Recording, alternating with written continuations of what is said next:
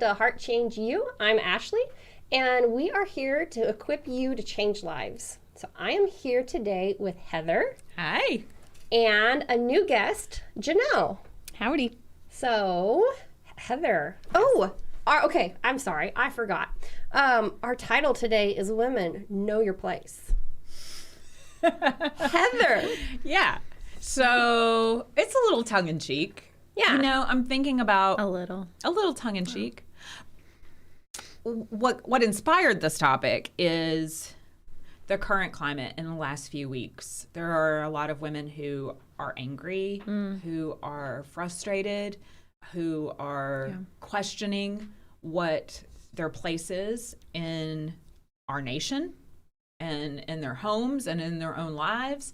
And, you know, I think for me, as a Christian woman, I want to know how to come alongside in a way that is both biblical as well as compassionate and understanding of where those feelings are coming from. Absolutely. And so as I was thinking about how to address that, you know, because we have been told for so long, know your place. I always think of a woman in a kitchen. skirt with a vacuum cleaner. Right. You It's know? June Cleaver. I do love my apron, though. I'm not going to lie. You come over, I have my apron on. So, But that's because I care about my clothes and stains and stuff. I love so aprons too. I think I own about 5. They're just nice. It's an absurd number for as little baking as I do. It's okay. But anywho, yeah. It's good to have the proper attire Yeah, for when you protecting the lovely clothes. And maybe it inspires you. I don't know. Whenever I'm starting a workout routine, I always want to buy new exercise clothes, and I think somehow that's going to get me into doing it. I feel more productive when I have an apron on. I don't know why. It is true. It is true. Yeah. It equips you. It Do you does. wear pearls and heels with yours, though? Only if people are coming over. I told her this morning, I'll shower for you. Normally, I'm not showered before noon. So this, you know, it's like apron. a special It's day. like- It it's is a just- special day. We're You're thankful. welcome. But it's I don't know. I don't want to say it's a costume either, but it's just an apron is just it helps me accomplish my goals for some It's like a reason. tool If I belt. get exactly It's a tool for belt. women. Yeah. Our husbands are both in I never construction, thought so of we it as tool both belt. get the tool belt, Sure. you know, thing. Yeah. I mean, So- if you were going to work in the garden, you'd have gardening gloves You and would. maybe Yeah. some different shoes on. And so, yeah. Sombrero It's size armor hat. for the kitchen. Armor for the kitchen. I like that. Kitchens can be a dangerous place, so you need some armor. So my thinking was, you know what, the Bible tells us what our place is. And it does it in a way that, for me, is different than what I was told for a long time that the Bible said. You know, that women were second class, that women are to be submissive in this way, like to be dominated, seen and not heard, stay in the kitchen, know your Stay place. quiet. So I thought, you know, pastor's out of town. It's all women today. Why don't we talk about what the Bible says actually is our place? We can't discount Matthew. I forgot I was even going to to say, what say. am I, chop liver over here? Yeah, I got so excited. He's our producer. He's over there in the control room, which reminds me the other thing I forgot is if you, the viewer, have anything you want to talk about, please drop it in the chat. Let us know. Matthew will give us a little notification, or he has a little red light he holds up. And so then we can talk about what you want to talk about. And Let's hear Kelly just chimed in and said that she loves her apron too. So we are not Right alone on, in that. Kelly. We have multiple Right apron on. lovers. Right.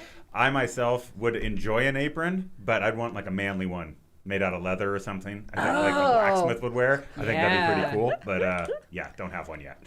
Hey, Amazon. that's an idea for the wifey. You know? There you go. Yeah. Oh, so yeah, women in their place. Right. What does the Bible actually say? Because we get a lot of different messages, you know? true. So what is our place? And is it what we've been told? So where I went was where a lot of women's Bible studies go, which is the Proverbs 31 woman. Classic. Classic, right? But some of our viewers may not have read it. It's true. So maybe we want to have some little highlights. I don't know. You got your Bible out, Yeah. Ashley. Should I read kind of- it? I I think it might be beneficial to read the whole thing. I don't know. Do it. Okay, let's do it. Let's jump in. Okay, so my Bible is a NLT. All right. So that's what I'm reading out of. Okay, and it's in Proverbs 31, but it starts in verse 10. And this is advice from a king that his mother gave him, I think, I believe. Mm-hmm. And so there's some other stuff before this, but it starts and says in verse 10, "Who can find a virtuous and capable wife? She is more precious than rubies. Her husband can trust her, and she will greatly enrich his life. She brings him good, not harm, all the days of her life. She finds flax and wool and busily spins it. She is like a merchant ship bringing her food from afar. She gets up before dawn to prepare breakfast for her household and plan the day's work for her servant girls. She goes to inspect a field and buys it. With her earnings, she plants a vineyard. She is energetic and strong, a hard worker. She makes sure her dealings are profitable. Her lamp burns late into the night. Her hands are busy spinning thread, her fingers twisting fiber.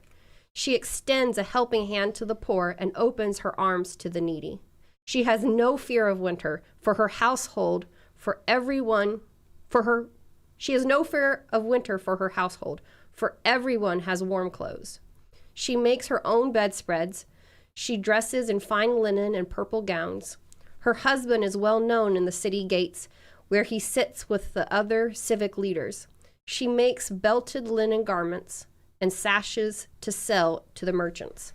She is clothed with strength and dignity, and she laughs without fear of the future. When she speaks, her words are wise, and she gives instructions with kindness. She carefully watches everything in her household and suffers nothing from laziness. Her children stand and bless her. Her husband praises her. There are many virtuous and capable women in the world, but you surpass them all. Charm is deceptive, and beauty does not last, but a woman who fears the Lord will be greatly praised. Reward her for all she has done. Let her deeds publicly declare her praise."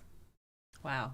This one was a little different. I read a different version this morning, kind of preparing my mind. This was a little different, and I think it kind of spoke of some new things to me. But holy moly, this woman makes me feel exhausted for her.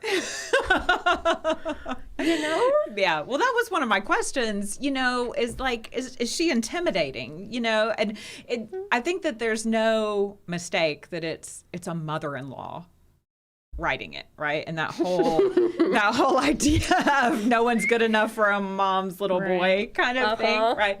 So there's been contention between wives and mothers-in-law for a long time, but my thinking about it is, yeah, she sounds busy, and most women that I know are. Whether they're married or not, whether they're mothers or not, whether they're employed outside of the home or not. We live in a society that has, and a culture that has a lot of demands for our time, for our energy, but what I see is that as you're reading, I'm like, she's being praised for all of these things. So there goes the stereotype of she needs to be meek and not seen. She needs to be not heard. It talked about when she speaks with wisdom. She teaches, so these stereotypes that we've heard perpetuated, and I mean, rightly so, many of them were perpetuated by sinful professing Christians who use them to belittle and control. Yeah. So I feel like what we're seeing as a culture right now is the flip side of that. We're paying for that with women being angry, and it's the sins of the father. And we're seeing it culturally, as a nation and as a world. One of the things that hit me this morning as I was thinking about this is, I think for the first time it hit me that this woman is a provider. Absolutely. I always thought she's involved in business, and I always knew she was doing things. But today it hit me, she's a provider for her household. Yeah. She's not counting on somebody else to do it for her. She's taken things into her own. Like she's taking things on her own. No, I don't. She accomplishes. She Absolutely. sets out. She does. Yeah, and it doesn't say here, but I wouldn't think that it's like without, I don't want to like go buy a field, people. Like, don't, you need to talk to your spouse, but, Bryce would love it if I bought a field. I'm just saying, like, if it's 5 acres, it'd but be this good. reminds me, we have a mutual friend, Janelle and I. Well, we all three, have a mutual friend, and a year or so ago, she found a house that she liked, and she's like, I want to buy it. And her husband was kind of like, well, I have a job. And I'm sure this I'm paraphrasing several. Yeah. Like, I'm really paraphrasing people. But it was essentially like, I'm not going to stop you, but this is your project. This isn't mine, but I'm happy for you to take this and go. Yep. And I was like, wow. The fact he said yes. I was know. like, We about fell over. but it was But awesome. It just was cool. to see a woman go out and be, I don't know, in business, perhaps. I mean, because the business here looks different than what today it could be. Maybe, Could be.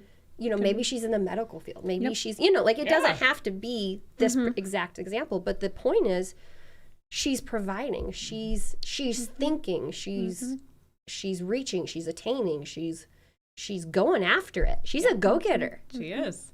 I like it. Yeah. And I think, going back just a little bit ways, talking about that the mother-in-law, this is where it came from, or the perspective it was written from. I mean, you got to think about the times back then. And she was a noble lady, of course. So her expectations of her, and I see that maybe because I've been watching Game of Thrones, but I can totally see that, just the way she was brought up and why she would use the language she used in that. And I think, as we're comparing it to the modern day woman, even then there was the power struggle from this is, nobility. I mean, but then too, woman, know your place, slaves, servants, etc. We're not getting into that right now, but I think it's just important and kind of cool really to see just how the voice of a woman, especially later on in the New Testament, like just how important the voice of a woman really is. And talking about fields, like I said, I would go buy an acreage if we had it. I would buy it. Bryce would love it. But You want a pond. I've heard your ideas. I want more things. But I'm thinking about it in terms of fields, like I'm seeing it as, and maybe it's just the season I'm in, but my kids are getting older. They're going to start participating in different things. And so I think it's kind of like you choose the avenues or the paths that you pursue. I don't know. That's kind of like when we're talking about fields, that's kind of the impression I'm getting. Like, it's not just land. I mean, you have your house, it's on land, et cetera, et cetera. We get that. But I think you can also apply that to the whereabouts that you travel to, or just those type of things. So it's just kind of interesting to me, like, where is that part? Anyway, she examines it. She makes sure it's something she wants to commit to. Right. And is She this considers it. going to be fruitful? Is this going to? So I don't know. I think about that now, especially as school's getting started. We're about to go into a bunch of things. But I don't know. I see fields and I just think of life and the paths you go on, honestly. So, As I was looking at, this idea of is it an ideal woman? Is this even something that we can live up to? Yeah. What occurred to me is that since I was a little girl, I have been presented by the world with versions of what the ideal woman should be. Right? So it was the women in Dallas who were married to the rich. Of course, I'm a kid of the 80s, right? So, married to the rich oil tycoon, Like the trophy wife? and yes, Arm candy? beautiful hair, and Big hair. Yeah, I was like, yeah, big hair. Yeah, and this doesn't say anything about how shiny her hair is. Not at all. Or I how didn't see anything beautiful about that. skin she has, or if her nails are painted or not. Right. You right. know. or the dog in her purse. Bless his heart. But that's moved, By the time I was an adolescent, the ideal woman was Madonna. And yeah, I know, scary, right? I was. You're not wrong. Yeah. You're not wrong. And now we look at it and who's the ideal woman? You know, we had, I don't know, some people would say Ruth Bader Ginsburg for a little bit, but I also think we still have the mixed messages with the Beyoncés of the world, or, you know, it's honestly generational and cultural, to be honest. Yeah.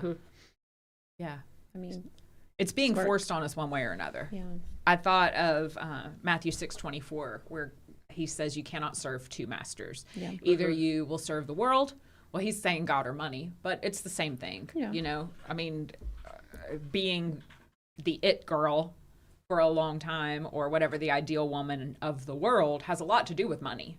You know, you've got the right clothes, the right car, the right husband, the right look. Or maybe you're not married. Maybe you have the right career. Maybe you have the right degrees. Maybe you have the right whatever. You know, but it's all self-aggrandizing, and it's all very material. Well, And that is was it worth Madonna's it? Material Girl. That was her song. I'm a material girl living in a material world. You know, so this is Diamonds are a girl's best friend. right. I'm gonna be molded by something, by some ideal. I'm gonna be trying to live up and comparing myself to some ideal. Who would I rather it be? You know. Yep. And I love this woman. I mean, one, she kind of scares me a little bit, you know, but like, look at all the stuff she does. I mean, it's so impressive. And she is not a weak woman. No. She's not this wimpy little fluff ball. You know, she's not She gets her hands a dirty. whiner. She I don't gets get the in sense there she's a and- whiner or a crybaby or, oh, please let a strong man come fix it for me. Right. She's not that. Right. She's, you know, and this is probably me because this is a little bit my personality, but she's gonna take the bull by the horns. Let's get this done. You know, Someone's got to do it. unless it comes to plumbing, and then I need a man. You know, there's a line. But I just love that. Like, to me, this is like June Cleaver meets Wonder Woman. All right. You know, she's like strong, she's smart, and you know, she takes care of her household. Yep. Like, how many times is it referenced like her people are clothed, her people are taken care of. She reaches out to the needy. She makes her own bedspreads, which, I mean, that's a line for me. I mean, However, my son immediately has think- made my bed a few times this week and pointed What? it out, and I was like, "Good job, bud. I guess I was slacking, but okay." how did? Whoa, Don't let's ask, just. 'cause I don't know. How did you bribe him? No, he just made it, He did. and I was like, Does he "Depends." want something? He didn't specify or say, so I'm assuming he's just being kind. I feel like we need to take a right turn to talk about parenting techniques, because I want to know how we can get my children to make my bed. I have no idea. I'm just saying, it happened twice this week, and it's Wow. on Tuesday. Well, so kudos to I did him. nothing. Wow. Nothing. I'd say you had a little something to do with it.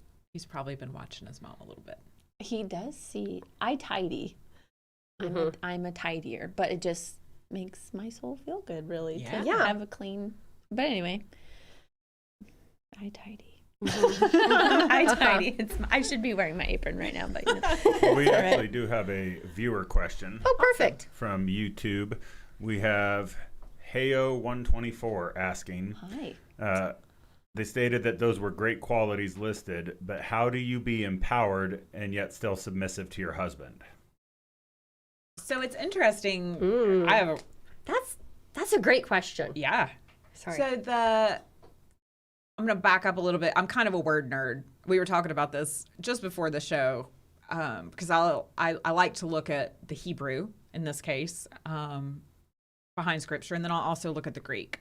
So that word valor, that's sometimes also a noble woman or a virtuous woman, is actually a Hebrew word that is associated with the military, with a force or a corps, like an army. So like Wonder Woman. Like I wasn't wrong. no, like Wonder Woman for sure. She is a leader.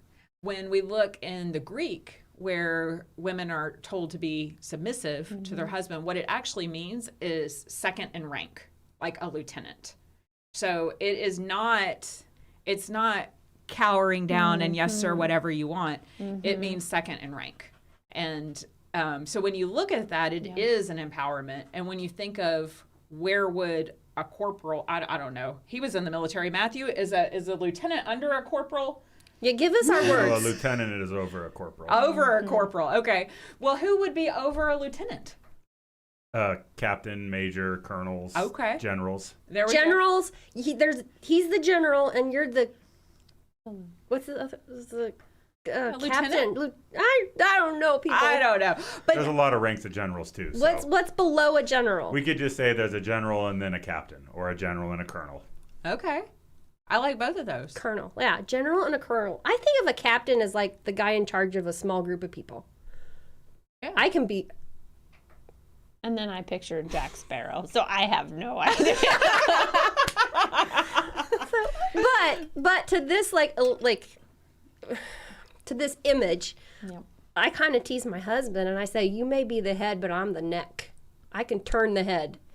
You know, and it's what? No, I'm agreeing. I'm making like a agreeing noise. But it's not a place of weakness. Not at all. no. You know, you're not The neck is strong. underfoot, or Right. you know. Right. And the word submission also, in that when it's taken in that way, it is to her husband. It is not to all men. Yes. It is to the man that she has chosen, and What Christ has bonded. and they have become one flesh. Yes. So Yeah. Oh, I love that point because that Mm-hmm. you're not secondary to all men. No. You're secondary to one man. Right. And that's why you try and choose well. who prayerfully is a God-fearing, God-loving man who understands that being spiritual headship does not mean that you're above. Actually, it means that you're the servant. It's servant leadership. If they're to be as Christ is to the church, he laid down his life. The greatest of all is the servant of all, is what he said.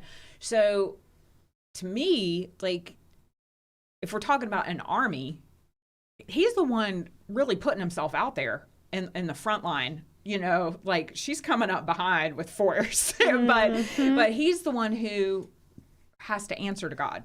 I mean, that's the truth. Biblically speaking, he is the spiritual head. And I'll be honest, I don't think I want to answer to God. I mean, the least number of places I can answer to him in, Right. I feel like that's a better thing. Because, I mean, whew.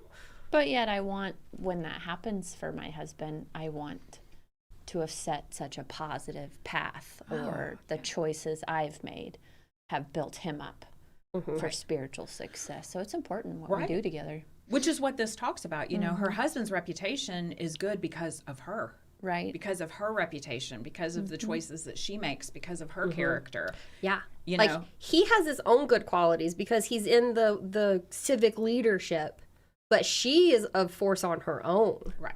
That just, you know, I always of marriage, I always get this vision of like, you know, there's those fight scenes where there's the two good guys and they're surrounded by an army of bad guys and they're back to back and they kind of give them this look over the shoulder like, you ready? Mm-hmm. That's like, that moment is the vision I have kind of marriage. It's you and me, babe. Yep. Let's get this. They're going all down. You know, not that like, I'm not, that makes me sound like a fighter. Yeah.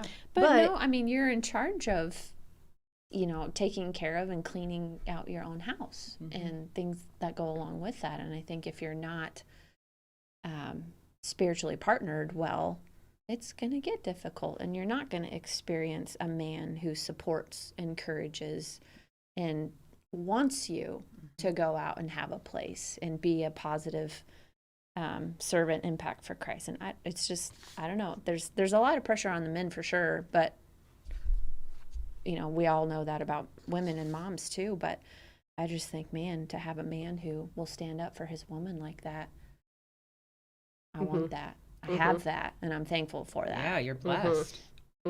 That's something, because that does not happen today. The language that's used, the whatever, just even backgrounds and culture difference, whatever, but just to give that woman, and I'm not saying we're all queens,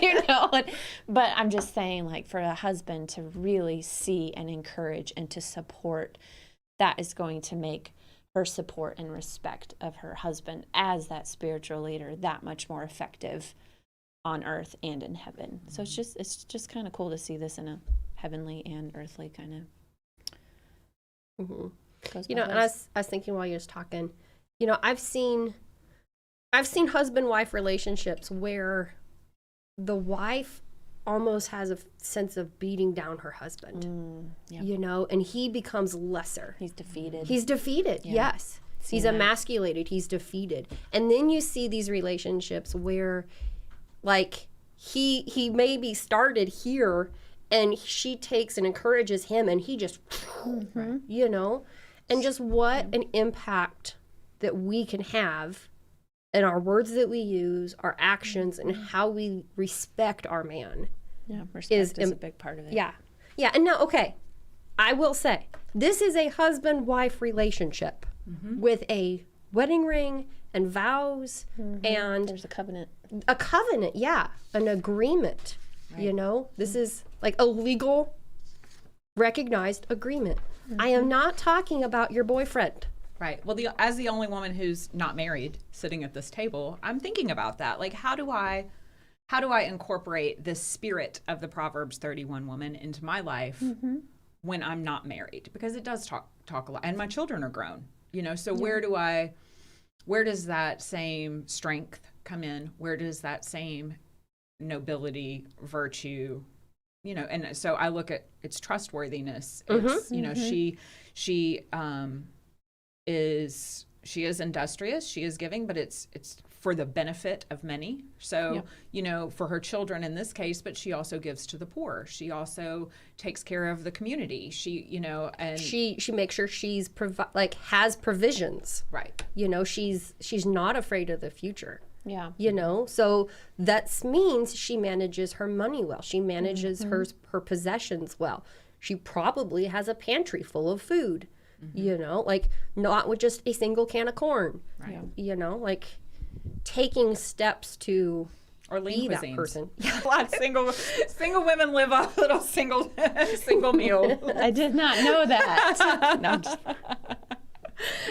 You know, yeah. I mean, as I was looking at it, I was just thinking about what's the spirit behind what she's doing, and how can I incorporate that when I'm not married, or I don't have children, or at least don't have them in the house? How can I live up to that? So just looking at those qualities as more of her virtues, and the key one being the very last piece, that she is a woman who fears the Lord. Yes. You know, her relationship with God is first. And if we don't, you know, I'm hearing you guys talking about having a spiritual head or somebody to go back to back with you or whatever. I don't have that. You know what though? But you do. But I do. Yeah. You do. Yeah. I do. Like, the image I gave was a little bit of a lie, because the lie is there's not two of you back to back. There's three of you. God's in the middle there too. Yeah. You know, like it's a triangle. There's And honestly, the triangle don't work without him. If you don't, it's going to be a whole lot harder. Yeah. A whole lot harder. Well, we see that, you know, today. That's why more than half of marriages end in divorce. And Tell you what, without God, I think mine wouldn't be where it is. yeah, For sure. Yeah. and you know, the whole idea of emasculating men, you know, that goes so further than just some relationships that we see. That has become, I'd say, in the last 30 years, that is the slope that we've gone on since church has been, you know, Bible has been taken out of schools. Church has become secondary, third, fourth, fifth, sixth, and priorities, or just not even a priority at all in families. Well, and that makes me so sad, because I don't know about you guys, but like to see a man out there that is strong, honorable, full of virtue, and strong, I'm like, yeah. I mean, that's the man, you know? And I feel like I have one of those. You know. Praise God. And but it really annoys me, like children's shows. The dad's always an idiot. That's why they do that. It's with And a he's reason fat behind it. and drunk. But I mean, you can even look straight to the word and see what you're talking about with the not emasculating part. In the Proverbs 31, the husband's heart is safe with her. And then when Ephesians 5 in verse 33, it's talking about how a husband should love his wife, but it says, let the wife see that she respects her husband. That's how you make it go both ways. The husband needs to love, the wife needs to respect, and it's a very hard thing these days. I feel like there's an author, I can't remember his name, but he writes a specific series on love and respect for the marriage and for children. Oh, yeah. So I can't remember who that is, but if someone knows that. I feel like his name is John. I have no idea.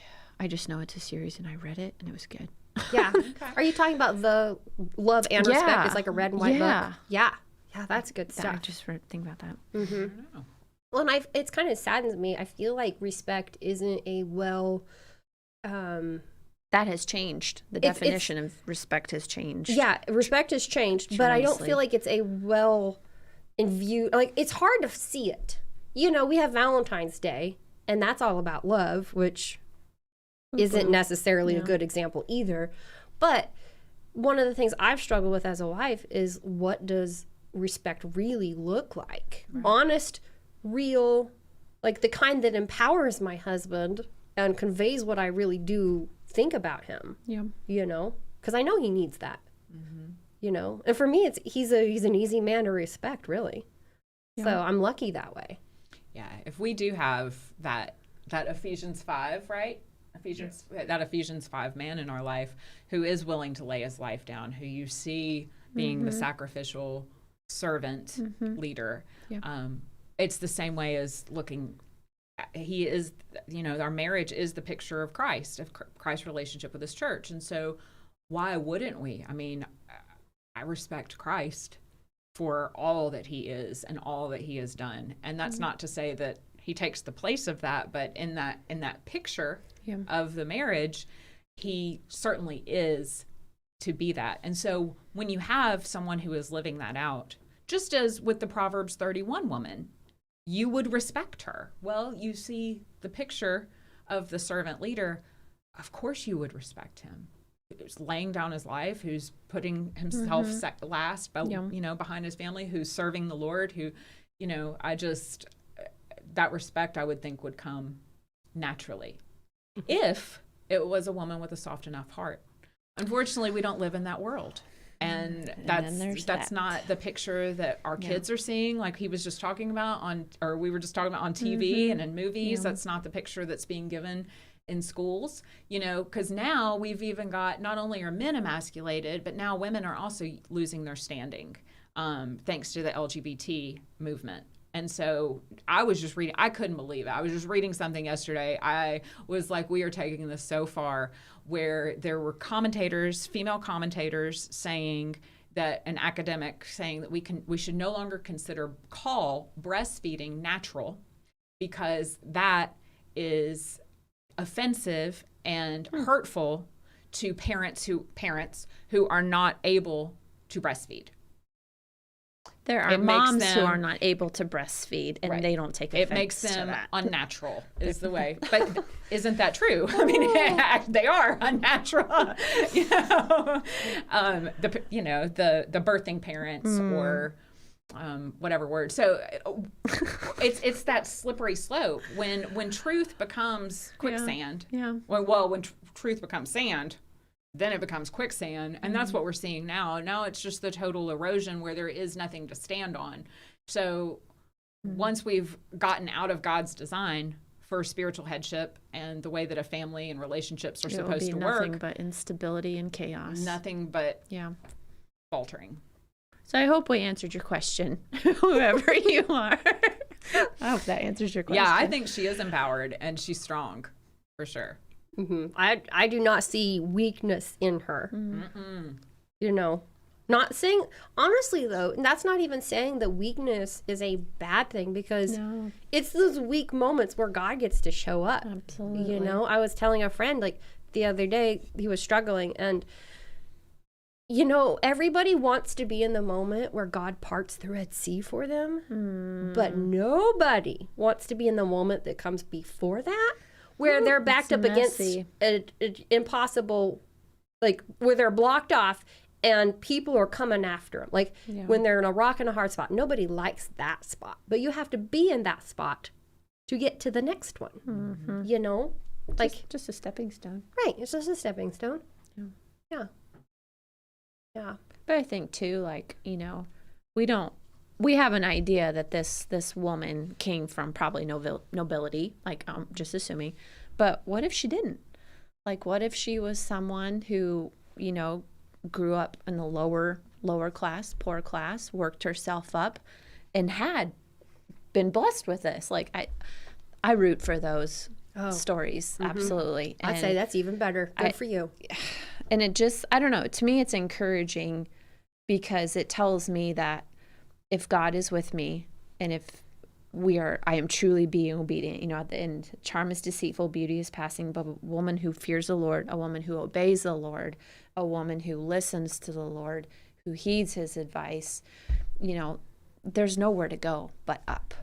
And to me, that's we all have potential, but it kind of makes me sad for those who don't choose to tap into that God-given walk with God potential to become this woman. Because I ain't about to discredit myself. I'm not about to take myself out of the race because the race isn't won, you know. And to me, this is just encouraging because it doesn't matter what background you come from. It doesn't matter. I'm not saying what has happened to you doesn't matter, because I think it's important in building up who you are today, you know, but man, it just makes me excited for the underdog. Right. Not just because football season's coming up, but, you know, like it makes me really, you know, excited. Like, no, you can change that conversation in your mind that the enemy has planted and truly get a hold of. This can be yours.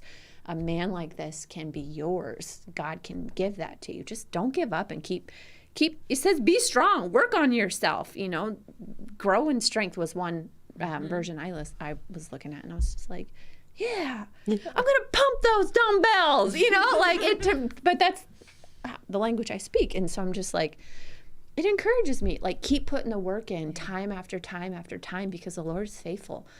Right. I'm gonna keep sowing. Yeah. And on that note, like I think too, like this is a whole host of things. Like this is a lot of stuff. There is a lot. There's a lot here, but I would say, don't tackle it all at once. You know, one chapter at a time. Like, ask God, what's my first step, and then do that. Yes. You know, like you don't need to start tomorrow by waking up at 4, weaving some clothes, working on a bedspread, buying a land, starting on a vineyard, and finding some servants so you can command. I ain't coming out of my hole if that's what I'm supposed to be doing. Right. And if you notice in there at the very start of that, who can find a virtuous wife? It's basically a rhetorical question. It's laying out the perfect picture. Right. Because you're not going to be able to hit all of that. Just like the men who are supposed to model Jesus aren't going to be able to hit every single standard. But that's what we need to aim for. But that was just a way for me to segue into. We have another viewer question on YouTube. Woo, Someone named Cassie is asking, with the spiritual headship that you've been talking about and submission and being empowered, how do you think that translates to church leadership? Who wants to dive off that pier? Ooh, yeah, Cassie's. What's your background, and where is this question coming from? Right. No, I'm just playing. Oh, I mean, that's a hot topic currently in the church. Actually, the Southern Baptist Conference just had a pretty big controversy about ordaining women. You know, the Bible has clear guidelines for women in the church. One of the things, though, that I think we can all fall under is where it talks about elder women, you know, to be able to teach, to come alongside other women. Yeah. And, you know, from the time you're maybe 5, 6 years. I mean, I was 9 when I went on my first little evangelism mission with my little Precious Moments Bible to save my next door neighbor. You know, like we all have others to whom we can disciple, others who we can teach and give to. So I think the Bible is very clear about those lines. There are lots of different interpretations depending on denominations, depending on churches, depending on individuals. So that's I don't want to backpedal because I have very clear views about that, but they can certainly be divisive in the church, and they can divide between some people who think that women should be ordained, some people think that women shouldn't be ordained. Can you be a deacon? Can you be this? Can you be a that? Yeah. That's different between denominations. It's different between churches. It's different. It's true. You know, I encourage each individual, just like I would with anything, is to look at what the Bible says and ask God to illuminate and show you what the truth is that he would have you see, that the Holy Spirit would have you see about that. But So I have the question open here on my phone because I need to reread things multiple times sometimes to really get what they're saying or what they're getting at. Yeah. You know, I just like I have a mind like a goldfish. It just like I want to understand where Yes. they're just and so what they're bringing. the with core that of what question. I think this individual is asking is how do you be empowered while being submissive to church headship? How do you be empowered while being submissive to church headship? I think that's the question here. chime in if that's the right Yeah, direction. like a thumbs up would be great. So the key is staying submissive, but get your ducks in a row, and if you have ideas, go present them to church leadership. Like being empowered doesn't mean that you wait for someone to come to you and ask you to start a new something or another. You know, make a plan, put a plan together. Shoot, if you want to, make a PowerPoint, whatever. I'm an administrator, so I think PowerPoint and boards with the little pointers, you know. But, you know, prepare your plan. Get your idea together. The church isn't looking for weak women that don't, that want to sit in the background. Like, there are absolutely places in the church that we need strong, empowered, business-minded. I don't know if you're business-minded, but, you know, like, we need strong women to head up things in the church. There's so many good things that women are needed, but this spiritual headship and the submissiveness, like that's God's design, and there is blessing and there is goodness in that design. We had the viewer, Cassie, chimed back in and said, it's getting there, and then reframe the question. great. If a woman is submissive to her general, her husband, how can she be the general at the church? What is biblically appropriate for women's leadership based on your understanding after what we've just went through, I think is what they're asking. Okay. Oh, you pull out the big guns, don't you? Yeah.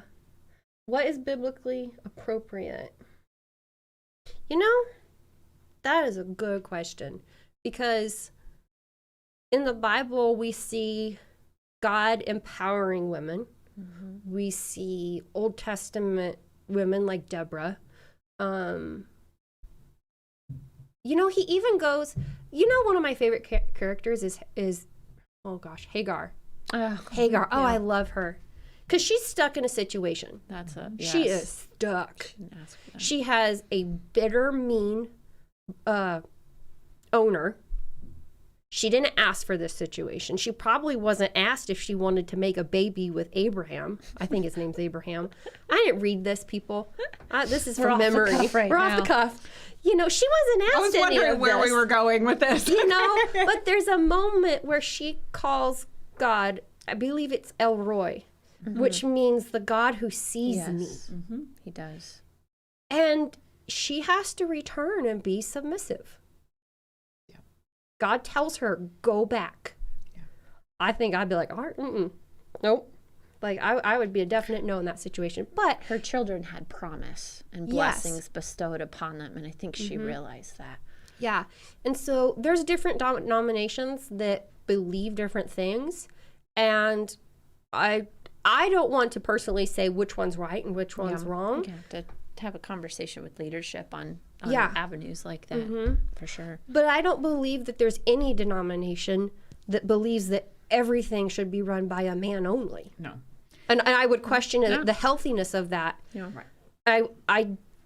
I would believe there are certain areas that should be held by a man, but that's my personal belief. That's, you know, if I'm wrong, please tell me. Not you guys. I'm talking to God. She looked up. Okay, I she looked up people. You know, but there's no way where it's like, no, don't be a strong woman. Oh, yeah. I mean, there's nowhere that it says do not be strong. And Yeah, like I said, stay in your weakness. That I- it's not in there. I don't think. I would ask you, Cassie, something I'm thinking about over your question. Maybe this is off base, but what are the gifts that God has given you?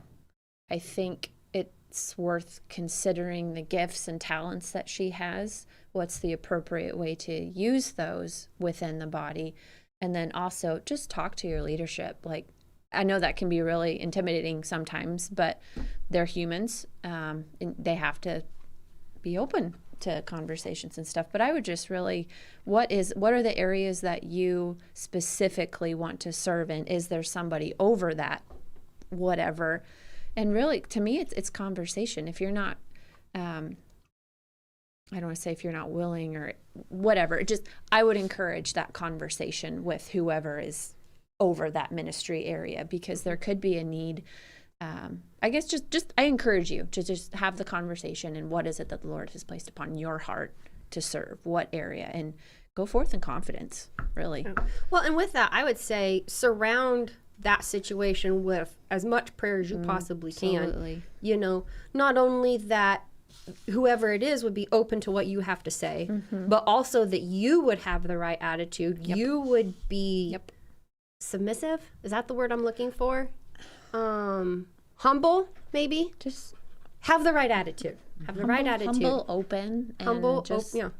Because you put the two heads together, your vision could affect another one and strengthen something. You know, and like it could be awesome. So I don't know. You know, I'm thinking too about what takes more strength, really. Yeah. What takes more strength for me, because I am a strong type A personality, and what takes more seeking of the Lord and seeking sanctification and seeking purification and refining in my heart. What takes more strength for me is to take that supporting role, is to come back from what I want and what I need. My experience in reading the Bible is that if something, because the Bible's, to me, is crystal clear on this issue. It says exactly what women's place is in the church, what we are to do. When I look at it and it's offensive to me, my question is, Lord, why is this offensive to me?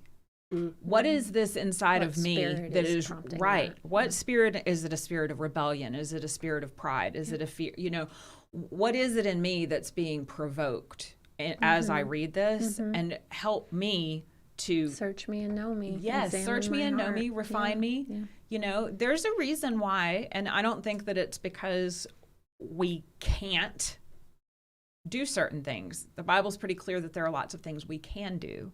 But when God asks us to be his bride, that's the church as a whole. The whole church is under the submission of Christ. The whole church is second under him. And that's a beautiful place to be. There's a covering that's there. There's a safety that's there. There's a sense of belonging and comfort and even being special, you know, that we're needed, that we're his bride, that, you know, so if I can take that, if I can take that at a microcosmic level, like within me, and I am a member of the body, I'm a member of the bride. Well, how can you help me level my pride? How can you humble me in this area? And those are not qualities that most of us want to have. But when I actually shared that just before salvation, I had started praying for two things, for discipline and humility. Because I realized, and that's exactly the face that somebody was like, why would you pray for those things? Because you needed them. I knew that I needed them. I knew that my life for the hard on things. my power and was getting me nowhere. It had burned me out. It had ruined my marriage. It had caused so many problems in my personal relationships. And I was ready for God to really show me who he has created me to be. And that's not an easy place to get to. I know that was the prompting of the Holy Spirit that even got me there, because I'm too proud to even get there without his help, for sure. But that's my encouragement. If there's something in the Bible or even that church leadership is telling you that's rubbing you the wrong way, really taking it to the Lord in prayer and taking it to the Word and asking, can you show me why this is hitting me wrong? Yeah. That's excellent. And I think too, a period of scooting down low is needed. Yes. Much needed. And I think, from my own experiences, it's taken off a burden, because there's a difference between, at least and I don't know, this is off, whatever, but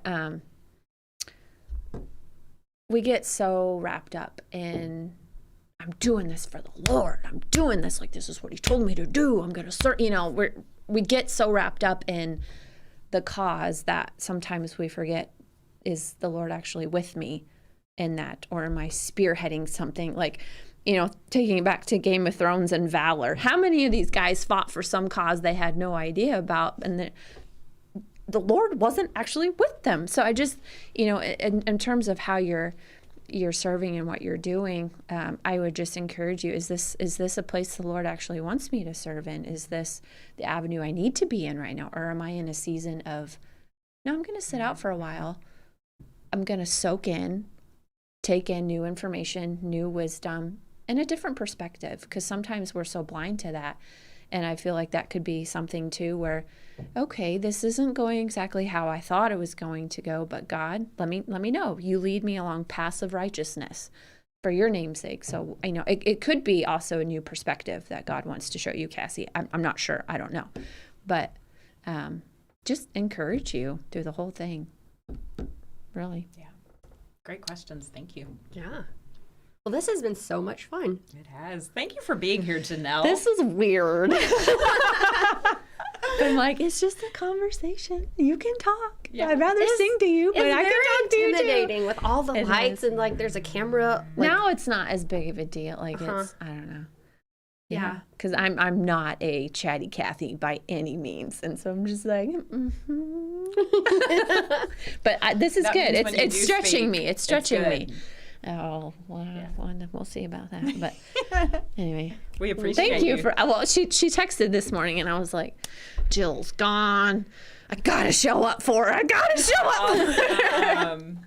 So here I am. I'm like, I'm available. I can do it. Yeah. We had a last minute cancellation due to sickness, so we had to find a replacement. And I'm so glad you were able to come. Plan B. Yeah. So God knows what He's doing, B for You know, Ferguson. even if we don't. Matthew pointed out, and I think this is what I want to end with and take from 31, how this woman is hard to find, but it also says that she is more precious, more precious than rubies. That makes me want to cry. Yes. Yeah. And who doesn't want to be precious to the Lord? Yeah. To like have this woman, because I've been there, like exhausted. Like you're trying to do everything for everyone, Burning and in you're it, just all ends. exhausted. But then to hear that God calls her precious and valuable, and that her works and her deeds will praise her. Like her work's not for nothing. But I can tell you, this woman's tired. Yeah. You The know? work is not for nothing. I tell myself that every day when I do stuff. It's like, the humans are alive. Like I kept them alive. We need those T-shirts, but it's really true. Like the things that are mundane or the things that seem small, they're not. They are huge in the scope of kingdom building. And I'm a stay-at-home mom, so that's a lot of my stuff. But you know what? It's prepping the next generation. I'm doing it for tomorrow, whether or not I realize it. Because to me, the future is important. So I'm like, what I do now affects then. So it's kind of cool. Yeah. Stand and up. you've got a little servant leader. Apparently raised up, so. making Who does mom's his own bed. laundry? You got to start him young. Beautiful thing. But anyways, How old is he? he's 9, almost He's 10. 9. Yes. Laundry and making beds. Yeah. Yeah. Yeah. I'm going to be interested to have see no what idea like how this 11 is and going. 12 bring. I'm like, what is next? Man. So that's an One impressive little step man. at a time, listeners. But One doesn't step that at a show time. why we're precious to him? Yeah. Why this woman is precious to him? Because it is. He desires godly children. And that's why he gave them to created you for a marriage, reason, no matter and what that reason is. That's right. And that's why he's ordained marriage and having children, being fruitful and multiplying, because for his glory. Yeah. Yeah. Amen. Amen to that. All right. Well, thank you so much for joining us. This has been a blast. I've had so much fun. I have loved all the comments and everybody jumping in. And Janelle, thank you so much for Yes. coming, even on short notice. You're And thank you welcome. so much for showering. You're so welcome. It's not a joke. Like normally I am. Sunday's probably the only day I'm showered before noon. Oh, I love you. Okay, so if you guys have any questions or a topic you want to talk about for us to discuss, please drop us a note. You can go to heartchangeyou.com. If you scroll down, there is a contact us or leave a comment, I believe. Write it in there. We'll Don't get it. be shy. And yeah, we'll see what we can do. We love getting your comments. We love getting your questions. So I'm so excited. Now, David is off, so we will see people next time. Next Tuesday. Next Tuesday. Yep. Yeah, so come join us this same time in a week.